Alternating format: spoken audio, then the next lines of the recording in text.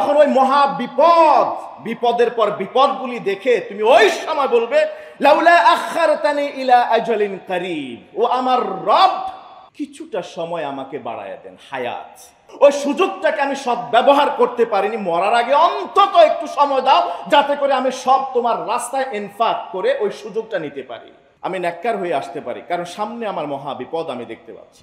তোমরা প্রকৃত এক কথায় বললে ইমানদার হতে পারবে না যতক্ষণ না তোমরা যে সম্পদকে ভালোবাসো সেখান থেকে ব্যয় না করো। আর দুনিয়া মাজরাআতুল আখিরা, দুনিয়া হলো আখিরাত অর্জনের এই চাষাবাদের জায়গা। এই শস্য ক্ষেত্রে আমি যে বীজ বপন করেছি, হায় হায়, এখন তো সময় শেষ, এখন তো আমাকে চলে যেতে হবে। এই যে দীর্ঘ সময় ধরে অপেক্ষা করলাম, এখান থেকে ভালো দানা বের হবে, ফসল হবে, কিছুই তো হলো না। ওয়ালিল্লাহি মিরাসুস সামাওয়াতি ওয়াল আরদ, আসমান এবং জমিনের উত্তরাধিকার কার? আল্লাহ। আসমান এবং জমিনে যা কিছু আছে সবকিছুর মালিকানা, একচ্ছত্র মালিকানা কার? আল্লাহ। তিনি সেখান থেকে মানুষকে তার প্রতিনিধি বানালেন এবং সেই সম্পদ ফর দ্য টাইম বিং তাদের মাঝে বন্টন করলেন। আপনি দেখুন, আপনি যখন এই পৃথিবীতে আগমন করেছি, আমার আপনার এই পৃথিবীতে কোনো সম্পদ ছিল না। এমন তো হয়নি যে আমরা যখন মায়ের পেট থেকে এসছি, এই পৃথিবীতে আসার সাথে সাথে আমাদের মা বাবা আমাদের সাথে এমন কোনো সম্পদ, মণিমুক্তা, টাকা পয়সা, স্বর্ণ জওহর এগুলি তো ছিল না। খালি হাতেই তো আমরা এই পৃথিবীতে এসছি। এই পৃথিবীতে এসছি কিছুটা সময়ের জন্যে। আজান, একামত এবং নামাজ প্রতিষ্ঠা করা, এই সময় আজান হয়ে গেছে, একামত হয়ে গেছে পৃথিবীতে আসার সাথে সাথে, এবং অপেক্ষার প্রহর গুনছি কখন আল্লাহু আকবার বলে 4 তাকবীরের সাথে আমার জানাজা হয়।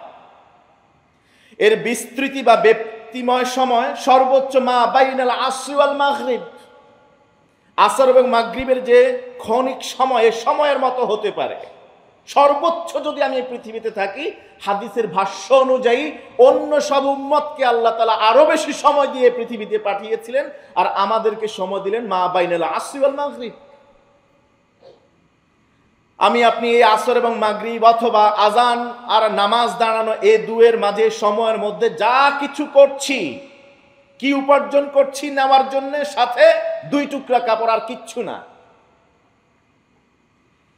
আমি আপনি এই পৃথিবীতে এসছি একেবারে নগ্ন অবস্থায়, আবার এই পৃথিবী থেকে বিদায় নেব প্রায় নগ্ন, সেলাইবিহীন 2 টুকরা কাপড় ছাড়া আর কিচ্ছু আমার সাথে যাবে না। এই জীবনে আমরা যা কিছু করছি, যত দৌড়াদৌড়ি, লাফালাফি, মারামারি, হানাহানি, যা কিছুই করছি, শুধু 2 টুকরো কাপড়ের জন্য, আর কিচ্ছু না। আপনি এর বেশি কিছু নিতে পারেন সাথে করে? পকেট নাই কাফনের কাপড়ের। ইভেন যে কবরে যাবেন আপনি, সেই কবরেও তো কোনো সিন্ধুক নেই যে সেখানে আপনি রাখবেন। অন্য ধর্মের যারা আছে তাদের মতো কফিনের সাথে করে তারা তাদের গয়নাগাটি, স্বর্ণ, অনেক কিছুই সাথে দিয়ে দেয়। তো মুসলমান হয়ে জন্মগ্রহণ করার পরে তো আমাদের কবরে এইরকম ওয়ার্ল্ডলি বা আর্থলি কিছু নেবার তো কোনো সুযোগ নেই। তাহলে আমি খালি হাতে এসছি, নগ্ন অবস্থায় যাব, প্রায় নগ্ন অবস্থায়, শুধু 2 টুকরা কাপড়, সেলাইবিহীন। এর মধ্যে আমাদের যত উপার্জন, যা কিছু করছি, কিচ্ছু যাবে না সাথে। فإنها كما انتقلت منهم إليكم, যেমনি মনে রাখবে, যেমনি ভাবে তোমরা খালি হাতে এসেছিলে, এখন যে সম্পদ তোমাদের কাছে আছে, এই সম্পদের মালিক তোমরা নও। এই সম্পদ অন্যদের কাছ থেকে তোমাদের কাছে এসছে। ফাসাতানতাকিলু মিনকুম ইলা গায়রিকুম, খুব শীঘ্রই এই সম্পদ তোমাদের কাছ থেকে তোমাদের পরবর্তী প্রজন্মের কাছে চলে যাবে। ফালা তাবখালু বিহা, অতএব সম্পদ যেহেতু আল্লাহ, ওয়া আনফিকু মিম্মা জাআলাকুম মুস্তাখলাফিনা ফি, তোমাদেরকে যে সম্পদের উত্তরাধিকার আল্লাহ তাআলা বানালেন, যে সম্পদের মালিক তোমরা নও, সেই সম্পদ থেকে তোমরা আল্লাহর পথে ব্যয় করো। ব্যয় করার ক্ষেত্রে তোমরা কুণ্ঠাবোধ করো না। ওয়ালা তাজআল ইয়াদাকা মাগলুলাতান ইলা উনুকিকা ওয়ালা তাবসুতহা কুল্লাল বাসত ফাতাকউদা মালুমান মাহসুরা। তোমরা ব্যয়ের ক্ষেত্রে গিয়ে মধ্যম পন্থা অবলম্বন করবে। ওয়া কানা বাইনা যালিকা কাওয়ামা, মধ্যম পন্থা অবলম্বন করে খুব রিক্ত হস্ত হয়ে যাবে না, কিংবা তোমাদের দুটো হাতকে গ্রীবাস্থ করে ফেলবে না যে তোমরা একেবারে বখিলতা করবে, এটা করবে না। লাম ইউসরিফু ওয়া লাম ইয়াকতুরু ওয়া কানা বাইনা যালিকা কাওয়ামা। তোমরা অপচয় অপব্যয় করবে না, অপচয়ও করবে না, একেবারে কুণ্ঠা বোধ হবে না, বখিল হবে না, বরং মাঝামাঝি একটা অবস্থায় থাকবে। এই কথাগুলি এটা প্রমাণ করে দলিলুন আন্নাহা লাইসাত বিআমওয়ালিকুম ফিল হাকিকা। আমাদের কাছে ব্যাংকে, বাসায়, জমিনে অথবা যে কোনো অ্যাসেট যা কিছু আছে সব কিছুর মূলত মালিক আমরা নই। কে? আল্লাহ।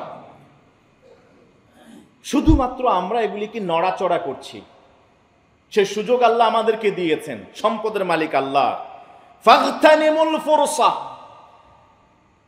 ফাগতানিমুল ফুরসা। যেহেতু অন্যের সম্পদ, আল্লাহর সম্পদ তোমাকে নড়াচড়া করবার জন্য সুযোগ আল্লাহ দিয়েছেন, এই সুযোগও সবাইকে দেন না। অতএব এই সুযোগটাকে কাজে লাগাও, গনিমত মনে করো।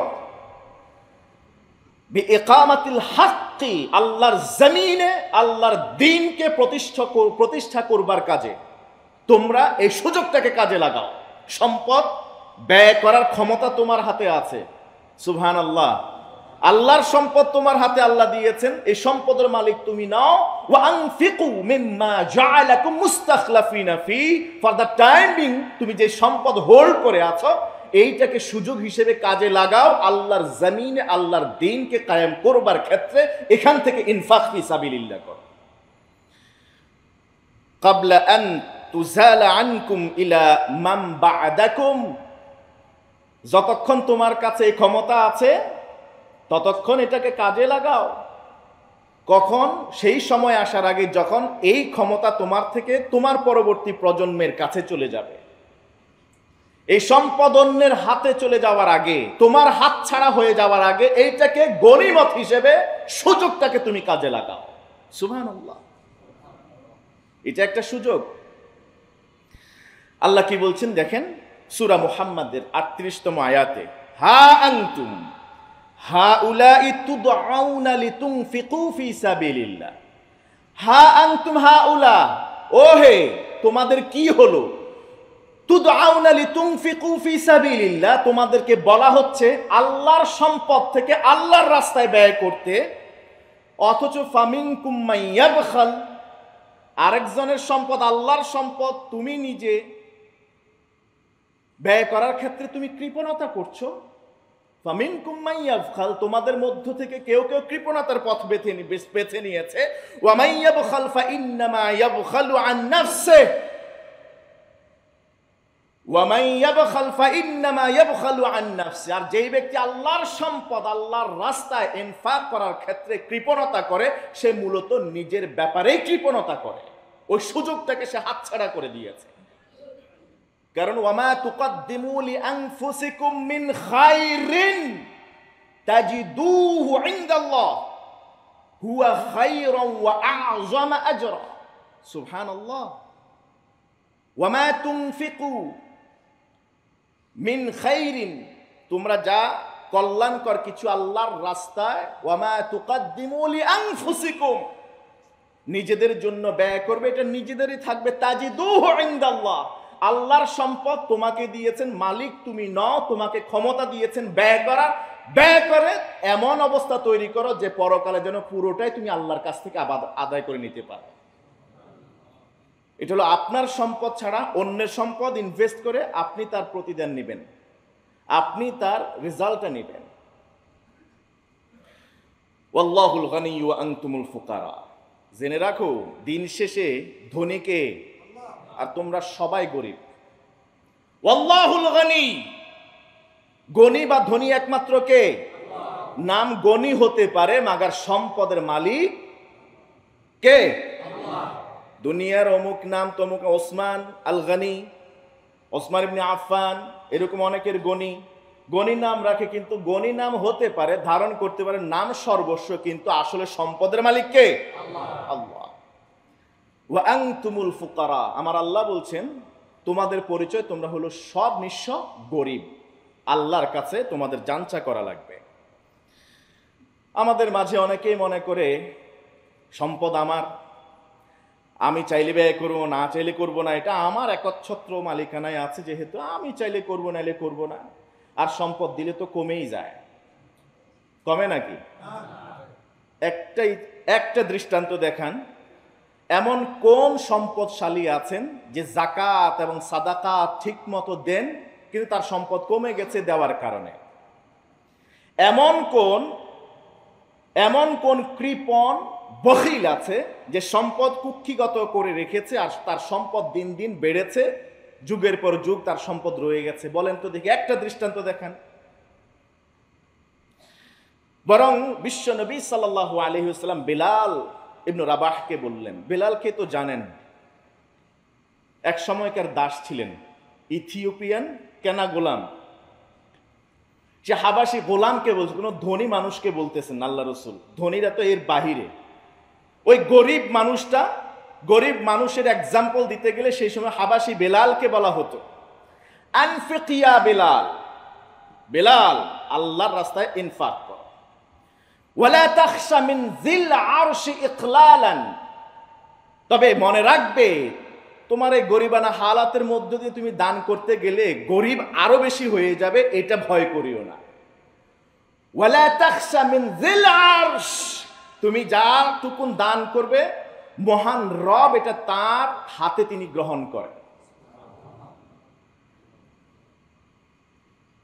ইউরাব্বি ফালুয়াহু, তিনি এই দানটাকে নিজে নড়াচড়া করেন, এটাকে বিনিয়োগ করেন, খোদ আল্লাহ দায়িত্ব নেন। তিজারাতুন লান তাবুর, যে বিজনেসের, যে ইনভেস্টমেন্টের লোকসান করার কোনো সম্ভাবনা নাই। অতএব তোমার যদি নাও থাকে, যা থাকে বেলাল, সেখান থেকে কিছু ব্যয় করো আল্লাহর রাস্তায়।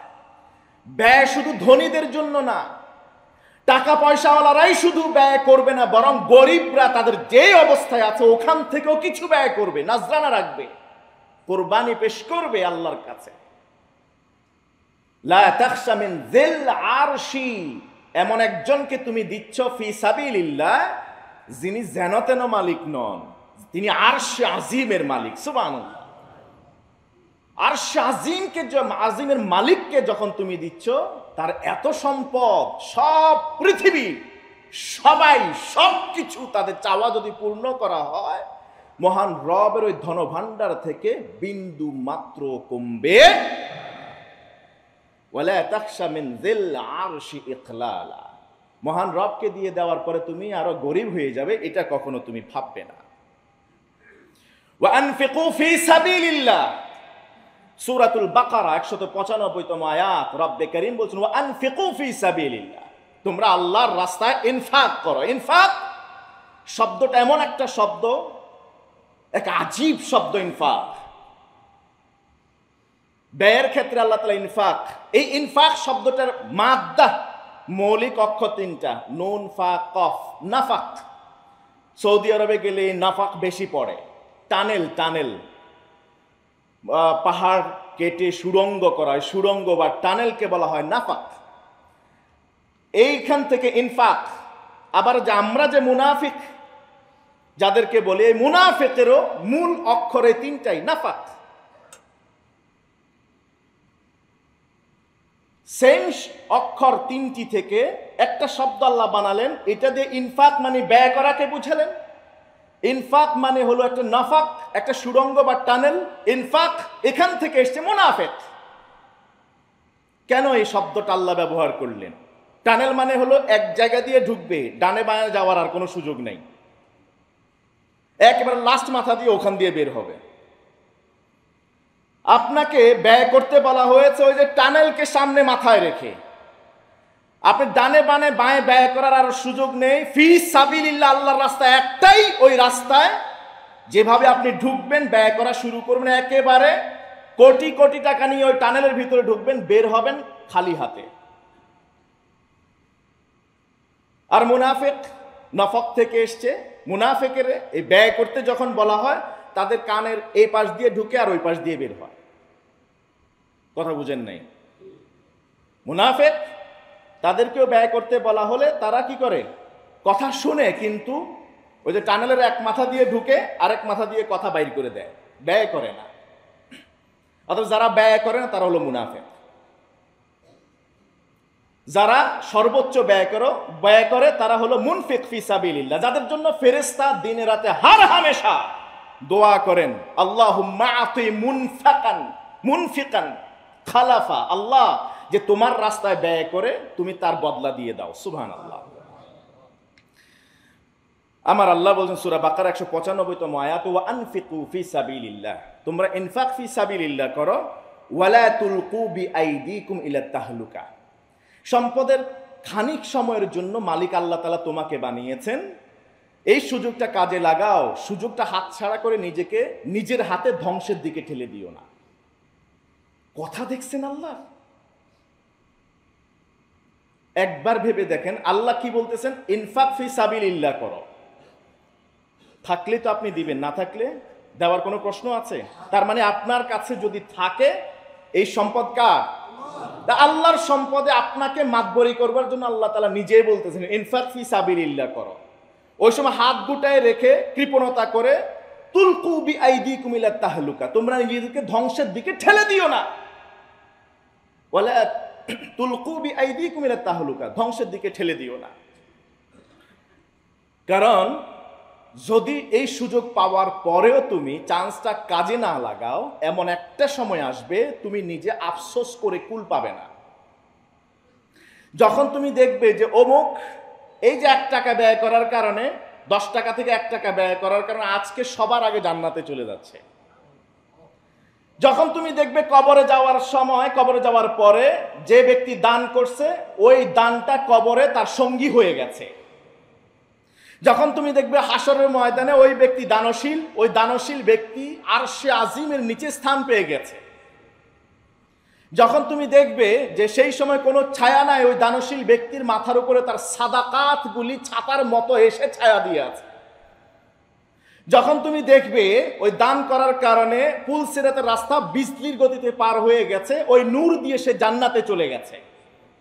যখন তুমি দেখবে জান্নাতে যাওয়ার পর তুমি নিচের স্তরে আছো আর সে একেবারে আলা দরজায় চলে গেছে ওই আল্লাহর রাস্তায় ব্যয় করার কারণে, তখন তুমি আফসোস করবে।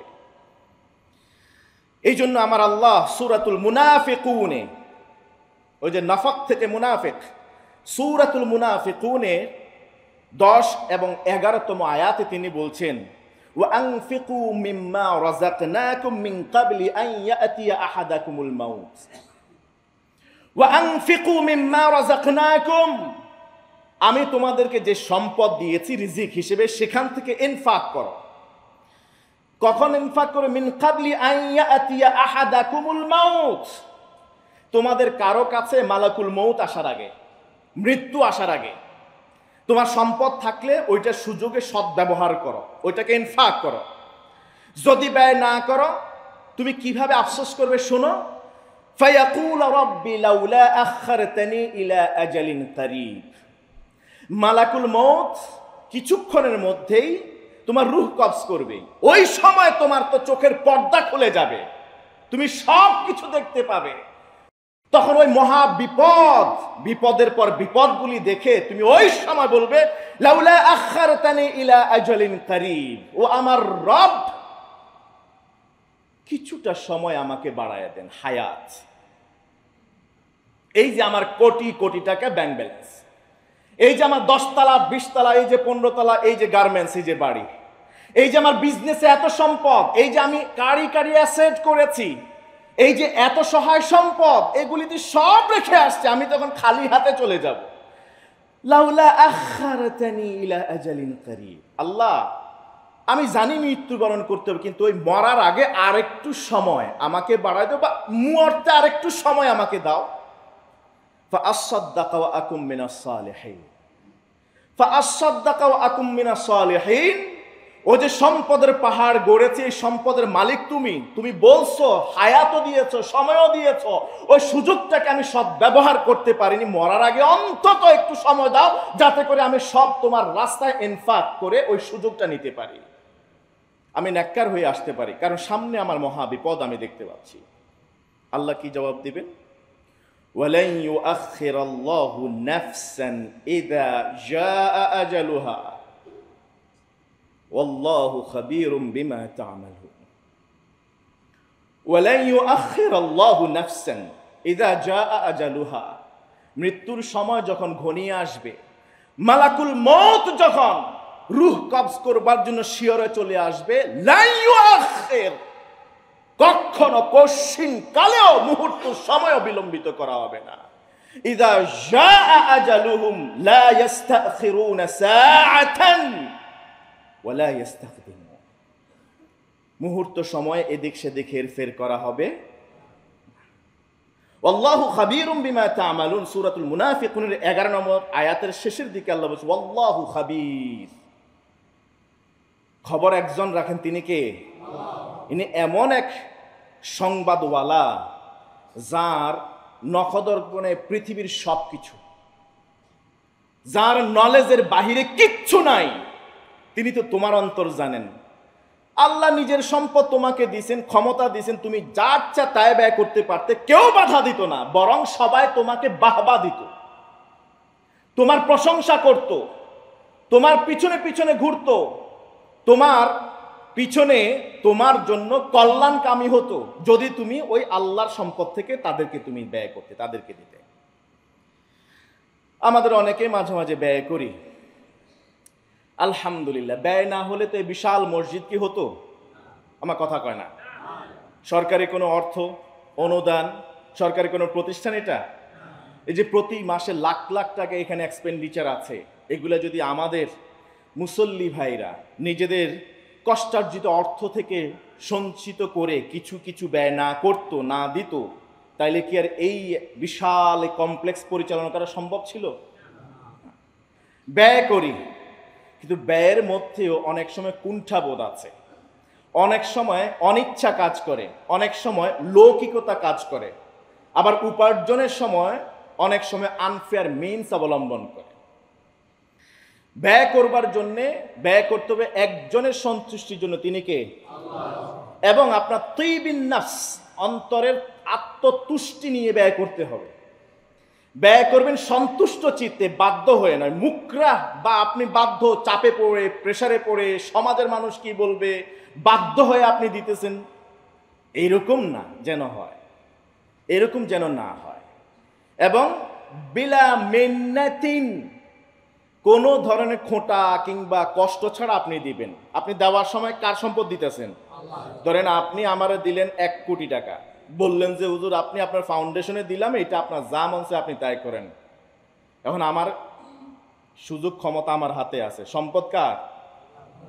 আরেকজনের সম্পদ, আমাকে দিছেন, আমার যা মন চায় আমি তাই ব্যয় করব। আল্লাহর সম্পদ আল্লাহ আপনাকে দিলেন, আপনি এই সুযোগটা কাজে লাগাইতেছেন না। আপনি ওই সময় কেউ কেউ এরকম হয় অবস্থা যে না, মনে হয় যেন একেবারে কলিজাটা ফাইটা যাইতেছে এই টাকাটা দিতে। আবার মসজিদে অনেক সময় জুমার পরে কালেকশন গুনতে গেলে দেখা যায়, আমি তো একটু পরেই যাই, ওইখানে একটা গ্রুপ বসেন, কমিটির পর্ষদ মেম্বাররা, ওনারা বসে বসে গুনেন। অনেক সময় দেখা যায় 10 টাকার নোট ওই 3 সিরা, 3 জায়গা 3 টুকরা নিয়ে এসে ওইটাকে আবার কি এমনভাবে লাগায়, বোঝার কোনো কায়দা নেই, ওটা আল্লাহর ঘরে দিয়ে গেছে। আবার অনেক সময় দেখা যাচ্ছে 1 টাকার পয়সা, 5 টাকার পয়সা, ওইগুলো এখানে দিয়ে যায়। আবার অনেক সময় দেখা যায় মসজিদে জাল টাকাও দেয়। এই কথা কয় না কেন, দেয় না? এরকম এই মসজিদ দিছে না, জাল টাকাও দিছে। আর টাকা যেটা বাহিরে চালাইতে পারে না সেটা আল্লাহর কাছে দেয়।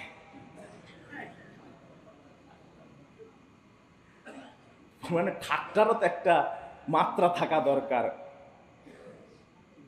মহাগ্রন্থ আল কোরআন সূরা আলে ইমরানের 92তম আয়াত, লান তানালুল বিররা হাত্তা তুনফিকু মিম্মা তুহিব্বুন, ততক্ষণ পর্যন্ত তোমরা সৎ হতে পারবে না, কল্যাণকামী হতে পারবে না, কল্যাণের আধার হতে পারবে না, তোমরা প্রকৃত এক কথায় বললে ইমানদার হতে পারবে না যতক্ষণ না তোমরা যে সম্পদকে ভালোবাসো সেখান থেকে ব্যয় না করো।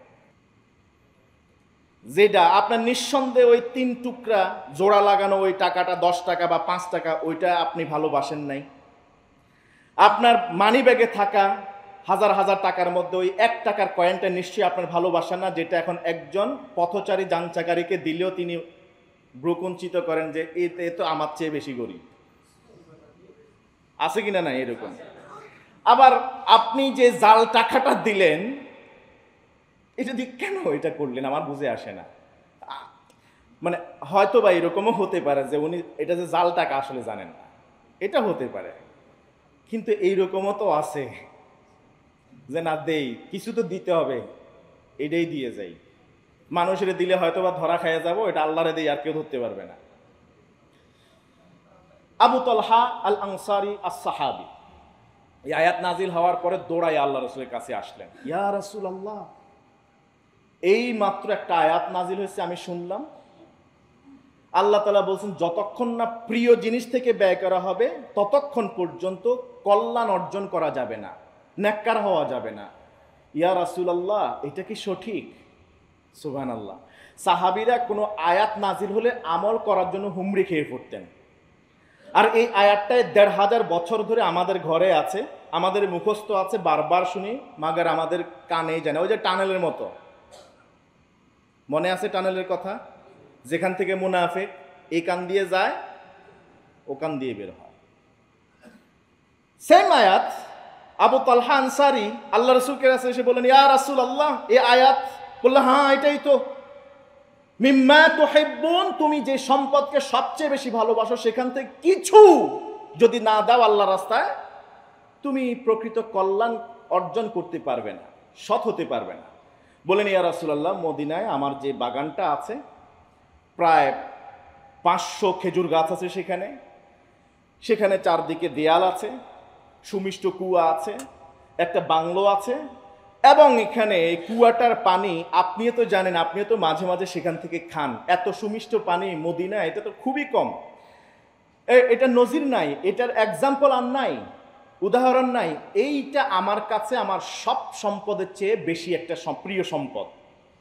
ইয়া রাসূলুল্লাহ, আপনার হাতটা দেন, আপনার হাতটা দেন। নবীজি হাত বাড়ায় দিলেন। ইয়া রাসূলুল্লাহ, এই যে নেন বাগানের চাবি, গেটের চাবি দিলাম, এটা এখন আপনাকে দিয়ে দিলাম, আপনার যা মন চায় আপনি তাই করেন। এই হাদিস ইমাম বুখারী, মুসলিম সহিহ গ্রন্থে নকল করেছেন। মানে আপনি যে আল্লাহর রাস্তায় দিতেছেন, মসজিদে দিতেছেন, ভালো কথা, ভালো নিয়তে, আপনার এই ব্যয়টা কি উৎকৃষ্ট ব্যয় হচ্ছে কিনা, আল্লাহর সন্তুষ্টির জন্য ব্যয় হইতেছে কিনা, নাকি আল্লাহর সাথেও বাটপারি করতেছি? আল্লাহ আমাদেরকে বুঝার তৌফিক দান করুন। আপনি যদি একজন কৃষক হন, আপনি বীজটা যদি ভালো দেন, আপনি ফসলটাও ভালো পাবেন। আপনার বীজটা যদি চিটা হয়, চিটা বুঝেন তো, এটা ভালো বীজ যদি না হয়, ফসল মনে অনেক ভালো পাবেন। রব্বে কারীম সূরা বাকারা 261তম আয়াতে বলছেন, মাসালুল লাযিনা ইউনফিকুনা আমওয়ালাহুম ফি সাবিলিল্লাহ, যারা আল্লাহর রাস্তায় ব্যয় করে তাদের দৃষ্টান্ত দিলেন। কামাসালি হাব্বা, ওই কৃষকের মতো যে কৃষক তার জমিনে একটা বীজ বপন করেছে। একজন ধান লাগায়, ওইরকম কৃষকের কথা মাথায় চিন্তা করেন। আল্লাহ জাস্ট ওই এক্সাম্পলটাই দিচ্ছেন আমাদের চোখের সামনে। আমরা তো কৃষি অধ্যুষিত বা কৃষি প্রবণ এলাকা, দেশ। এখানে এই এক্সাম্পলটা আল্লাহ তাআলা ভালো করে সেট করলেন। আমাদের এলাকায় যখন ছোটবেলায় আমরা কৃষি কাজ করতাম বা কৃষকরা মাঠে ধান লাগাতো, আমার আল্লাহ বলছেন কামাসালিন হাব্বা, একটা ধানের বীজ এটা বপন করে। আমবাতাত সাবআ সানাবিল, একটা ধানের বীজ থেকে 7টা বীজ, 7টা কি বলা হয়, শীষ বের হলো। ফি কুল্লি সুম্বুলাতিন মিআতু হাব্বা, প্রত্যেক শীষ থেকে 100 করে দানা। 7 100 কত হয়? আপনি তো ধানের বীজ দিলেন একটা, এবং উৎকৃষ্ট বীজ, আর ক্ষেতটাকে ভালো করে নার্সিং করে নিলেন যাতে করে কোনো প্রতিবন্ধকতা না থাকে। সব কৃষকেই ওই বীজটা বপন করার আগে তার ক্ষেতটাকে চাষের উপযোগী করে নিতে দীর্ঘ সময় নেয়, দীর্ঘ পরিশ্রম দেয়, এবং বেছে বেছে বহুত প্রসেসিংয়ের পরে ভালো বীজটাই সেখানে বপন করে। ওই একটা ধানের বীজ থেকে 7টা শীষ বের হয়, সেখান থেকে প্রত্যেকটা শীষের মাঝে 100টা করে দানা, আবার ধান ধরে 700। আল্লাহ বলেন তুমি তো এটা দুনিয়ার এক্সাম্পল দিয়ে আমি তোমাকে বুঝাইছি, ধান একটা থেকে 700টা হতে পারে। আল্লাহু ইউদাইফু লিমান ইয়াশা, আল্লাহ যারে চাইবেন সেটা তো আরো অনেক গুণ বাড়ায় দিবেন। কিসের 700 গুণ? আল্লাহু ওয়াসিউন আলীম, আল্লাহ তো প্রশস্ত দিলের অধিকারী, প্রশস্ত সম্পদের অধিকারী। তিনি কার নিয়ত কতটুকু এটা তিনি জানেন না? ওয়াসিউন আলীম, ওই নিয়ত অনুযায়ী আল্লাহ তাআলা যাকে যা দেবার তাকে তাই দিবেন, ওইটা ক্যালকুলেশন করবেন না। সুবহানাল্লাহ। আমি আমার আলোচনা 1/3 করে শেষ করতে পেরেছি। এই আয়াতের মাত্র ইনফাক পর্যন্ত আমরা গিয়েছি। আল্লাহ আমিনু বিল্লাহি ওয়া রাসূলি সংক্ষিপ্তভাবে আমরা তাফসীর করেছি। ওয়া আনফিকু, ইনফাক করো, মিম্মা জাআলাকুম মুস্তাখলাফিনা ফি, আল্লাহ তোমাকে যেই সম্পদের উত্তরাধিকারী বানিয়েছেন সেখান থেকে ব্যয় করো। এই অংশে শুধু ইনফাক পর্যন্ত আমরা কিছু কথা বলতে পেরেছি। আমরা আর একটু কথা বলে শেষ করছি। যেই কৃষক তার বীজটা ভালো করে নির্বাচন করে না, বাছাই করে না, ক্ষেতটাকে চাষাবাদের উপযোগী করে তৈরি করে না, সে কি ভালো ফসলের আশা করতে পারে? দেখুন, আমি আপনি কিন্তু আল্লাহর রাস্তায় দান করছি প্রত্যেক জুমায়, 30,000, 35,000, 40,000-এর মতো আসে। সেখান থেকে কিছু নোট তো এরকম হয়, ব্যাংকে পরে জমা দিতে গেলে তারা সেটা নেয় না, এরকম হয়। তখন ধরেন আপনার এই এলাকায় ব্যাংক হলো অন্য এলাকায়, সেই এলাকার মানুষের ধারণা হয় ও আচ্ছা পাইকপাড়া কেন্দ্রীয় জামে মসজিদের ওইখানে মুসল্লি যারা আছে তাদের মধ্যে এরকম কিছু আছে ধোঁকাবাজ, তারা জাল টাকা দেয়, ওই যে ব্যাংকে গেলে ধরা খায়, তারা সেরা ফাটা নোট দেয়, তারা পুরাতন নোট দেয়, অচল নোট দেয়, একটা ধারণা তৈরি হয়। এটা হলো একদিকের। আরেক দিকের হলো যে সম্পদ আমি আপনি আল্লাহ রাস্তায় ব্যয় করছি সেটা যদি উৎকৃষ্ট মানের না হয়, ফসল কি ভালো হবে? রব্বে কারীম কোরআনে দেখেন এই এক্সাম্পলটা কিভাবে সেট করেছেন। সূরাতুল বাকারা, আগে বললাম 261, এটা হলো 264তম আয়াত, এর 3টা আয়াত পরে ইয়া আইয়ুহাল্লাযীনা আমানু, ব্যয় করে ইমানদাররাই, যারা পরকালে বিশ্বাস করে, আল্লাহকে বিশ্বাস করে। আমি জানি দৃঢ়ভাবে বিশ্বাস করি আজকে আলোচনার পরে ইতিমধ্যে কালেকশন তো হয়ে গেছে, হয়তোবা দান বাড়বে। আপনারা জানেন এখানে আমরা দান নিয়ে খুব বেশি একটা কথা বলিও না, কারণ ইস্যুজের পরে এত ইস্যুজ আসে আমাদের সামনে, কোনটা বাদ দিয়ে কোনটা বলবো, একটা গতি নিয়ে, টার্গেট নিয়ে, মানে কোর্স আউটলাইন ঠিক করি যে এইভাবে কয়েকটা জুমা এই বিষয়ের উপর একদম শেষ পর্যন্ত এইভাবে একটা ফিনিশিং দিব, এক জায়গায় যাব। কিন্তু এক জুমা যাওয়ার পর এমন পরের সপ্তাহ আসার আগে এমন কিছু ইস্যুজ চলে আসে, তখন আগের আর আলোচনা কন্টিনিউ করা যায় না। এর বাকি অংশ আলোচনা, যেটা মূল আলোচনার পয়েন্টটা, সেটা যে আমি আদৌ করতে পারবো আগামী জুমায় সেটা আমার জানা নাই। যেমন আজকের এই জুমায় অন্য বিষয় নিয়ে আলোচনা করার কথা ছিল, তার আগের জুমায় আমরা বলেছিলাম যে এই বিষয়টা কন্টিনিউ করবো, পারি নাই। আমরা যে কথা বলছি আল্লাহ তাআলা ইমানদারদেরকেই বলছেন, যারা আল্লাহকে ভয় করেন, যারা মুনাফিক না, ইমানদারদেরকে তিনি বলছেন লা তুবতিলু সাদাকাতিকুম বিল মান্নি ওয়াল আদা, মনে কষ্ট নিয়ে, খোঁটা দিয়ে, তুলনা দিয়ে, মানুষকে দেখিয়ে তোমরা তোমাদের এই ছোট ছোট দানগুলোকে নষ্ট করে ফেলো না।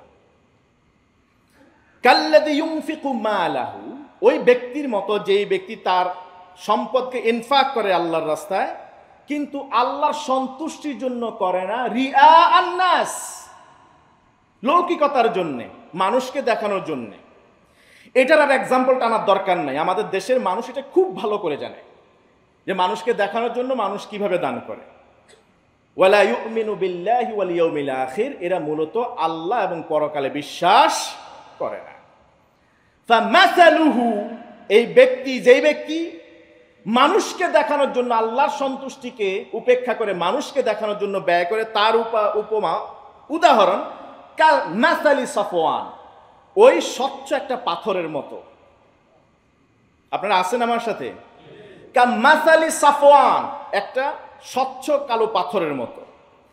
আলাইহি তুরাব, ওই পাথরটা মাটিতে পড়ে থাকতে থাকতে বাতাসের কারণে ধুলোবালি পড়তে পড়তে পাথরটা ঢেকে গেছে মাটি পড়ার কারণে।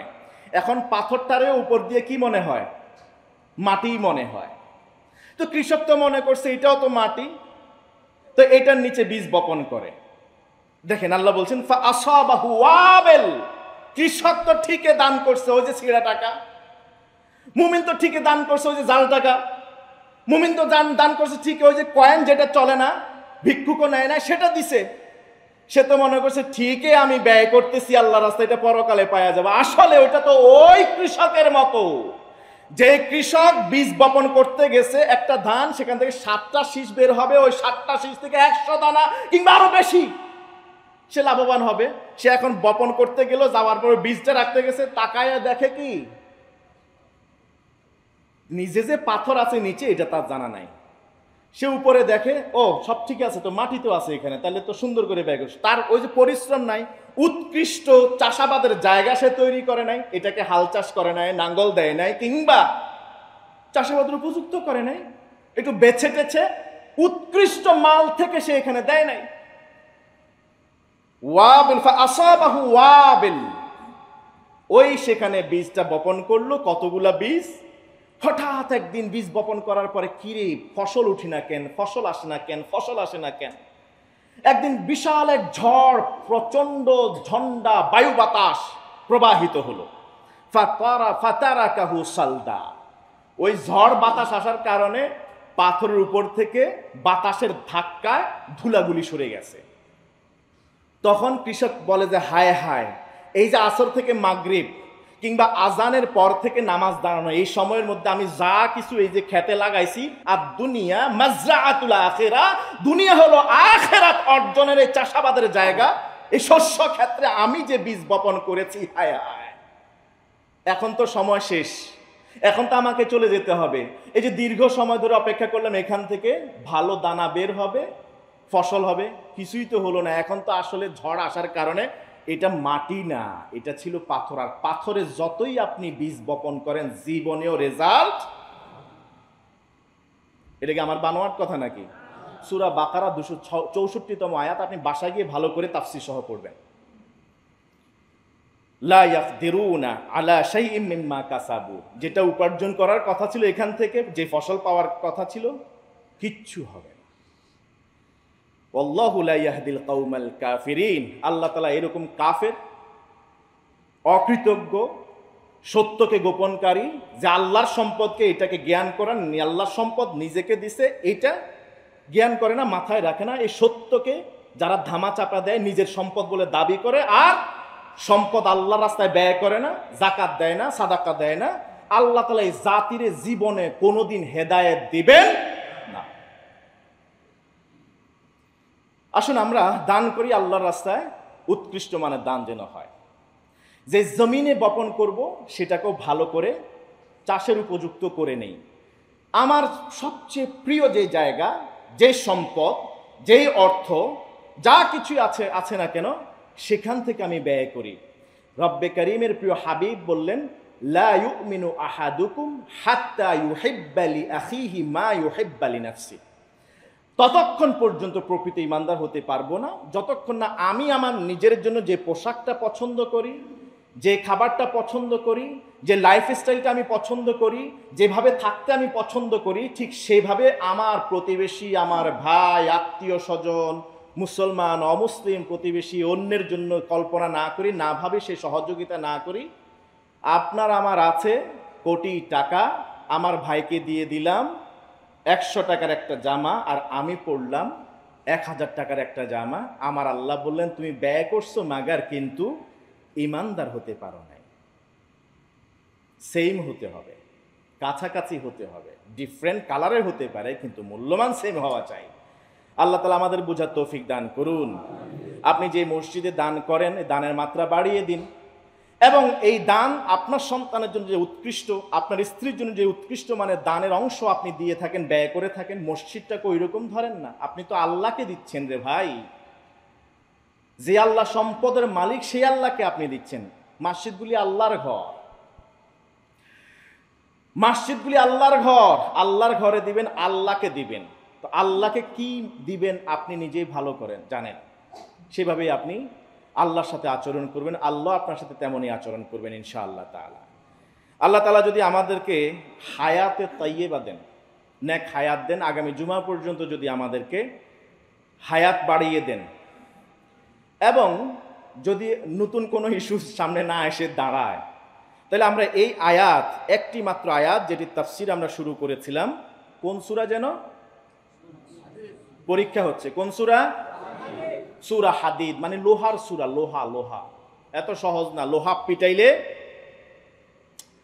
পিটাইলে ওইটা কি ব্যবহারের উপযুক্ত হয়। আপনার এখানে ধরেন আমারে পিটাইতে হবে, পিটাইলে ভালো কিছু হবে। আমি তো আসি এই লাইনে, কিন্তু এখন একটু পিটাইয়া ঠিকঠাক করলে ওই লোহাটা, ঝংকার পড়া লোহাটা ঠিক হয়ে যাবে, ওইটাকে পরে ব্যবহার করা যাবে। আপনি আল্লাহ রাস্তায় ব্যয় করতেছেন, আল্লাহ চান ওই লোহার মতো পিটাইয়ে আমাকে আপনাকে সোজা করার জন্য, যাতে করে ওই যে উৎকৃষ্ট মানের বীজের মতো উৎকৃষ্ট সম্পদ, ফসল যেন আমরা পেতে পারি। কোন সূরা যেন? কোরআনের কততম সূরা? কোন পারাতে এটা আছে? 27তম পারা। এটি মাক্কি না মাদানী? মাক্কি না মাদানী? মাদানী। আজকে কততম আয়াত নিয়ে কথা বলেছি? 7তম আয়াত। আলহামদুলিল্লাহ, ছাত্র ভালো আছে। আগামী জুমাতে যদি আমরা পারি ইনশাআল্লাহ তাআলা, ফাল্লাযীনা আমানু মিনকুম ওয়া আনফাকু লাহুম আজরুন কাবীর, ফাল্লাযীনা আমানু মিনকুম ওয়া আনফাকু লাহুম আজরুন কাবীর। এই আয়াতের শেষের অংশটা নিয়ে আমরা আলোচনা করব, চেষ্টা করব। আল্লাহ তাআলা ততক্ষণ পর্যন্ত আমাদের হায়াতে বারাকা নসিব করুন, আমিন।